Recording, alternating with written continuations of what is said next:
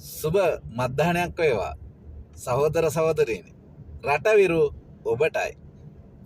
ඕනම කෙනෙකුට ප්‍රශ්න නැත්තේ නෑ.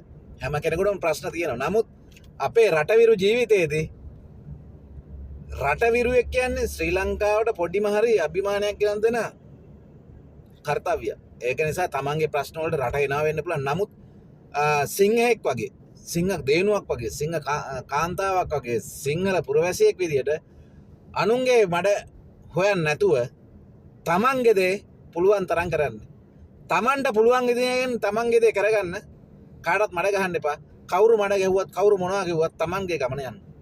ඒක නිසා සිංහෙක් වගේ සිංහ කාන්තාවක් වගේ මුස්ලිම් හෝ වේවා සිංහල හෝ වේවා දෙමළ හෝ වේවා ආගම් ජාති ભેද කුල මල ප්‍රශ්න නැතුව පක්ෂ ભેදයකින් තොරව සෑම කෙනෙකුටම අනුන්ගේ සායම හොදනවට වඩා තමන්ගේ ප්‍රශ්න ගැන හිතලා තමන්ගේ දේ ගැන හිතලා තමන්ට අගයක් ඇති කරගන්න පුළුවන් නම් තමන්ට තමන්ගේ ගමන යන්න ලස්සන අඩිතාලමක් දාගන්න. අරයාගේ මෙයාගේ කතා අරයාගේ මෙයාගේ මඩ හොදන්න එය මොනවත් ඕනේ. තමන්ගේ ගමන යන්න තමන්ට අනිවාර්යෙන් කවුරු මොනවා කිව්වත් මොන දෙයක් කිව්වත් ඉදිරියට යන්න පුළුවන්. ඒක ඉතින් ආයේ කාටවත් වළක්වන්නත් බෑ, කාවත් වටන්නත් බෑ.